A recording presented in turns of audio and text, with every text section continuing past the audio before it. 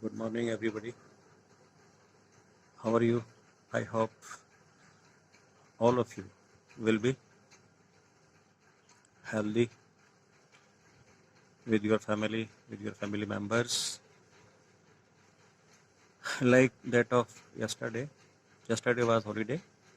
The day before yesterday, I told you about past tense. Okay, simple past tense.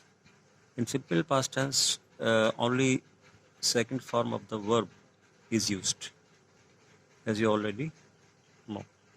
Second form of the verb. Go है तो उसका went आएगा, तो went, I went. Sleep का slept, I slept. Eat है तो ate आएगा. Dream है तो dreamed आएगा. तो second form of the verb हम यूज़ करते हैं सिंपल पास्ट में.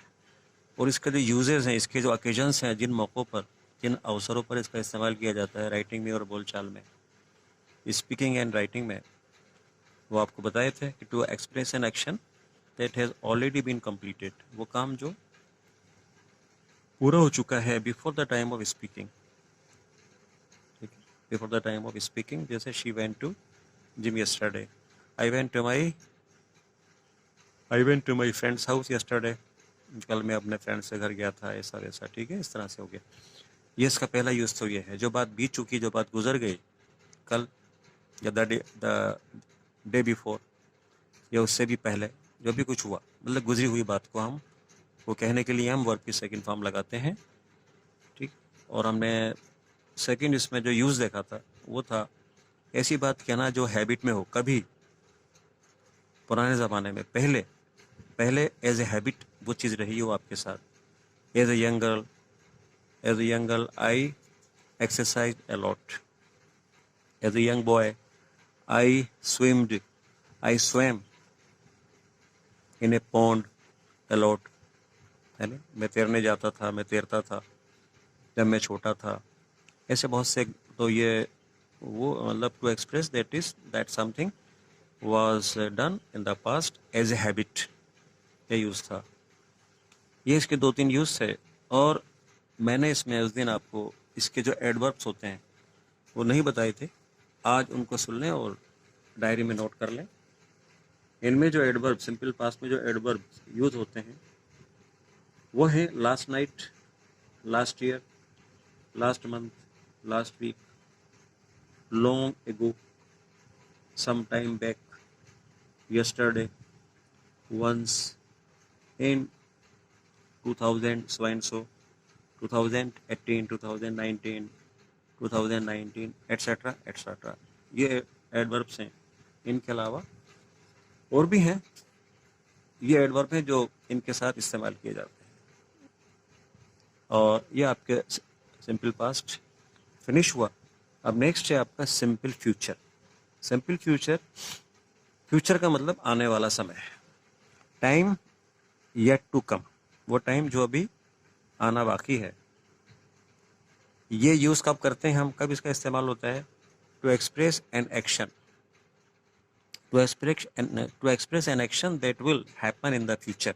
जो आने वाले वक्त में होगा, वो काम जो आने वाले वक्त में होगा, अभी नहीं हुआ है, वो होगा. जैसे I shall repair my bicycle tomorrow, है ना, कल मैं अपनी बाइसिकल की रिपेयर करूँगा, करवाऊँगा. इसके बाद नीचे टू मेक ए प्रॉमिस. तो ये तो पहला यूज़ है, मतलब फ्यूचर के अंदर, आने वाले टाइम में, कल परसों या जो नेक्स्ट जो आवर है नहीं, या नेक्स्ट मोमेंट है, वो भी आपका फ्यूचर में काउंट होगा. और tomorrow, the day after tomorrow, ये टाइम भी आपका फ्यूचर, मतलब आने वाला समय. इसमें सेकंड यूज़ है सिंपल फ्यूचर का, टू मेक ए प्रॉमिस. किसी से प्रॉमिस करने के लिए इस्तेमाल होता है सिंपल फ्यूचर. या to offer to do something, या किसी से कहने के लिए कि ये काम मैं कर दूं. ठीक है, किसी से काम, जैसे we shall complete this project tomorrow, ये प्रॉमिस है. या वी शैल कंप्लीट, हम इस प्रोजेक्ट को कल पूरा कर लेंगे, तो प्रॉमिस है. तो इन दो चीज़ों के लिए हम सिंपल फ्यूचर यूज़ करते हैं ओनली. अब सिंपल फ्यूचर में हम देखेंगे, सिंपल फ्यूचर के हम निगेटिव बनाएंगे. अच्छा, सिंपल फ्यूचर में हमने देखा था कि सिंपल प्रेजेंट में वर्ब की फर्स्ट फॉर्म लगती है, सिंपल पास्ट में वर्ब की सेकंड फॉर्म लगती है, ठीक है ना। सिंपल फ्यूचर में फिर से वर्ब की फर्स्ट फॉर्म को यूज करेंगे हम, लेकिन हम एक मॉडल के साथ यूज करेंगे। वो मॉडल क्या है? शैल या विल, इन दो के साथ हम यूज करेंगे वर्ब के फर्स्ट फॉर्म का, तब वो कहलाएगा सिंपल फ्यूचर। जैसे in the simple future tense we use not with shall, हमें इसको जब नेगेटिव बनाना होता है सिंपल फ्यूचर को, तो हम शैल और विल के बाद आफ्टर शैल और विल वी यूज नॉट, हम नॉट लगाते हैं। जैसे I shall not meet my granny next Sunday, मैं नहीं मिल पाऊंगा अपनी दादी से नेक्स्ट संडे को। सेकंड सेंटेंस है he will not go to Mumbai in the summer vacation, वो समर वेकेशन में अब मुंबई नहीं जा पाएगा, तो ये नेगेटिव होगा। तो नॉट को हम कहाँ देंगे पोजीशन? आफ्टर शेल और विल। ओके, नेक्स्ट आता है आपका interrogative and negative interrogative. Simple future को हम निगेटिव और इंट्रोगेटिव या निगेटिव इंट्रोगेटिव में चेंज करेंगे। नंबर 1 देखें आप, निगेटिव बना ही लिया हमने। अब इसके बाद देखें सिंपल, ये फ्यूचर विल यू, ये interrogative sentence will attend attend, इसमें क्या करेंगे हम? इंट्रोगेटिव में सबसे पहले, इंट्रोगेटिव में आपको पता है कि सबसे पहले हम वर्ब से स्टार्ट करते हैं। इसका जो स्ट्रक्चर है वर्ब है। Starting will you attend my birthday party, ये इंट्रोगेटिव सेंटेंस है। क्या आप मेरी बर्थडे पार्टी अटेंड करेंगे? अब इसी को हम चेंज करेंगे निगेटिव में, तो ये कहलाएगा निगेटिव इंट्रोगेटिव। ये ऐसे हो जाएगा will you not, will starting में आएगा, शेल हो या विल हो, है ना, इन दोनों को हम स्टार्टिंग में लगाएंगे क्योंकि ये हेल्पिंग वर्ब हैं। उसके बाद हम सब्जेक्ट लगाएंगे यू, और फिर आफ्टर यू, आफ्टर सब्जेक्ट हम यूज़ करेंगे नॉट का। तो फिर ये विल यू नॉट, ये कहलाएगा निगेटिव इंट्रोगेटिव सेंटेंस। तो will you not attend my birthday party. इस तरह से हमने देखा कि सिंपल फ्यूचर का एफर्मेटिव, निगेटिव और निगेटिव इंट्रोगेटिव तीनों तरह के सेंटेंस आपके सामने आ जाए। इसका जो स्ट्रक्चर है वो वर्ब, स्टार्टिंग में वर्ब आएगा, प्लस सब्जेक्ट आएगा, प्लस अदर वर्ड्स, दूसरे वर्ड्स जो भी लिखे हैं उनको आप लिख देंगे। इस तरह से आपका सिंपल फ्यूचर, सिंपल टेंसेज आपके फिनिश हो गए। सिंपल प्रेजेंट खत्म हो गया आपका, सिंपल पास्ट ओवर हो गया, और सिंपल फ्यूचर भी खत्म हो गया। इसका यूज़ इतना ही है। अब नेक्स्ट जो टेंसेज हैं आपके, ये है आपके कंटिन्यूअस टेंसेस। इस तरह से आपने पढ़े सिंपल टेंस, ऐसे ही आपके सिंपल प्रेजेंट, आपने पढ़ा सिंपल पास्ट और सिंपल फ्यूचर। ये आप पढ़ेंगे प्रेजेंट कंटिन्यूअस। अब सिंपल बट हट जाएगा, अब स्टार्ट हो जाएगा continuous, present continuous, past continuous और फ्यूचर कंटिन्यूअस। ठीक है, तो आज हम लेंगे फ्यूचर कंटिन्यूअस। अब कंटिन्यूअस जहाँ पर आता है उसका मतलब होता है ING, ING का यूज़। ING हम हमेशा वर्ब की फर्स्ट फॉर्म के साथ लगाते हैं। जैसे मान लो हेल्प है तो हेल्पिंग, गो है तो गोइंग, ये इस तरह। तो फर्स्ट फॉर्म के साथ ING लगती है। बी है, बीइंग हो जाएगा इस तरह से। तो आप देखेंगे हम कि प्रेजेंट कंटिन्यूअस का यूज़ हम कहाँ करते हैं? रियल प्रेजेंट को बताने के लिए, मतलब वास्तव जो काम अभी चलता है, action that is going on now, जो काम अभी चल रहा है, जारी है, कंटिन्यू है, उसको हम बताने के लिए प्रेजेंट कंटिन्यूअस यूज़ करते हैं, है ना।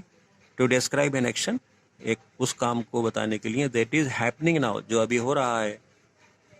जैसे we are reading a story book, अभी हम एक स्टोरी बुक पढ़ रहे हैं। जैसे I am teaching you, present continuous tense now. जैसे मैं अभी आपको प्रेजेंट कंटिन्यूअस टेंस पढ़ा रहा हूँ, तो ये रियल प्रेजेंट है, अभी ऐसा हो रहा है। सेकंड यूज, ये पहला यूज था। सेकंड यूज है to describe an action that will take place in near future. ध्यान रखिए इसमें आप, नियर फ्यूचर मतलब आने वाले समय में, आने वाला समय जो बहुत निकट है, जो बहुत करीब है, वहाँ यूज़ करेंगे इसको हम। यहाँ ये रियल प्रेजेंट को शो नहीं करेगा। इसका यूज़, ये सेकंड यूज़ है जो रियल प्रेजेंट में नहीं आएगा बल्कि नियर फ्यूचर में आएगा। The work that is going take place in near future. जैसे children are going on a picnic next Sunday. Next Sunday, आने वाले संडे को बच्चे जाएंगे पिकनिक मनाने। ठीक है, तो ये नियर फ्यूचर है, 3-4 दिन बाद संडे या कोई भी डे है तो वहाँ यूज़ करते हैं। जैसे I am going to have, I am going to play a match with my opponent team. मेरी जो ओपोनेंट टीम है मैं उसके साथ मैच खेलूंगा, है नहीं, जल्दी में मैच खेलूंगा, बहुत जल्द मैं उनके साथ मैच खेलने जा रहा हूँ। तो ये नियर फ्यूचर को, सेकंड यूज है आपका नियर फ्यूचर को बताने के लिए। थर्ड यूज है टू डिस्क्राइब एन एक्शन, ऐसे काम को बताना that has been going on over a period of time, यानी वो काम जो चल रहा है but may not be going on at the time of speaking. ठीक है ना, लेकिन जब आप ये कह रहा है जैसे Neha is learning to drive, अब इसको ध्यान से देखेंगे आप, ये बात भी प्रेजेंट कंटिन्यूअस में है। और इस तरह की बात हम अक्सर बोलते हैं कि आजकल मैं एक स्टोरी बुक पढ़ रहा हूँ, बहुत ही इंटरेस्टिंग स्टोरी बुक पढ़ रहा हूँ। इसका मतलब ये नहीं है कि आप उस बुक को जिस वक्त कह रहे हैं, when you are speaking, at the time of speaking, इस वक्त आप ये बात कह रहे हैं वो काम भी कर रहे हो, ऐसा नहीं है, है नहीं। बस जैसे Neha is learning to drive, Neha जो है वो ड्राइविंग सीख रही है, मतलब आजकल वो ड्राइविंग सीख रही है।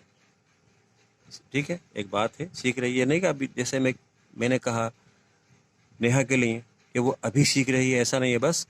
तो Neha is learning to drive. तो to describe an action that has been going on over a period, जो चीज़ चल रही है एक टाइम से but may not be going on at the time of speaking, लेकिन जिस वक्त आप ये बात कह रहे हैं, समझा रहे हैं, ये ज़रूरी नहीं है कि उस वक्त ये चीज़ जारी हो। ठीक है, इस तरह से प्रेजेंट कंटिन्यूअस टेंस आपका ओवर हुआ। Thank you so much.